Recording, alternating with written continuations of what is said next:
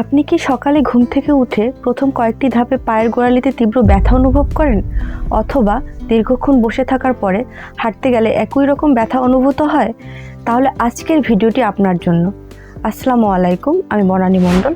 বর্তমানে ফিজিওথেরাপিস্ট হিসেবে কর্মরত আছি impala pain and rehabilitation care. আজকের ভিডিওতে আমি কথা বলবো পায়ের একটি খুব সাধারণ এবং যন্ত্রণাদায়ক সমস্যা নিয়ে, যার নাম প্লান্টার ফাসাইটিস। প্রথমেই জেনে নিব এই প্লান্টার ফাসাইটিস আসলে কি। আমাদের পায়ের পাতার নিচে একটি মোটা ফাইব্রাস টিস্যুর ব্যান্ড থাকে, যা আমাদের পায়ের গোড়ালি থেকে শুরু করে আঙুল পর্যন্ত যায়। একে প্লান্টার ফাসা বলে। এই প্লান্টার ফাসা আমাদের পায়ের পাতার আর্চকে সাপোর্ট দেয় এবং হাঁটার সময় শক অ্যাবজর্বার হিসেবে কাজ করে। যখন এই প্লান্টার ফাসাতে প্রদাহ বা ছোট ছোট আঘাতের কারণে জ্বালাপোড়া বা ব্যথা হয়, তখন একে প্লান্টার ফাসাইটিস বলে। প্লান্টার ফাসাইটিসের প্রধান লক্ষণগুলো কি? পায়ের গোড়ালিতে তীব্র ব্যথা, এটি সবথেকে সাধারণ লক্ষণ। সকালে ঘুম থেকে উঠে প্রথম কয়েকটি ধাপে পায়ের গোড়ালিতে ব্যথা, দীর্ঘক্ষণ বসে থাকার পরে হাঁটতে গেলে তীব্র ব্যথা পায়ের গোড়ালিতে, দীর্ঘক্ষণ দাঁড়ানোর পরে ব্যথা বৃদ্ধি অথবা দিনের শেষে ব্যথা বাড়তে পারে। কি কারণে এই সমস্যা হয়? বয়স 40 থেকে 60 বছর বয়সী মানুষের মধ্যে এটি সবথেকে বেশি দেখা যায়। পায়ের গঠন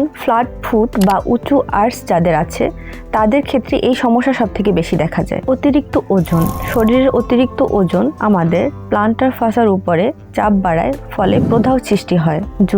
ভুল জুতো পরিধান করা। সুখবর হলো অ্যাকুট প্লান্টার ফাসাইটিস ঘরোয়া প্রতিকার এবং কিছু সহজ চিকিৎসার মাধ্যমে ভালো করা সম্ভব। যে কাজগুলো ব্যথা বাড়ায় সেগুলো সাময়িকভাবে বন্ধ রাখুন। একটি বরফের বোতল পায়ের নিচে রেখে রোল করতে পারেন, অথবা আইস প্যাক ব্যবহার করতে পারেন 15 থেকে 20 মিনিট ধরে দিনে কয়েকবার।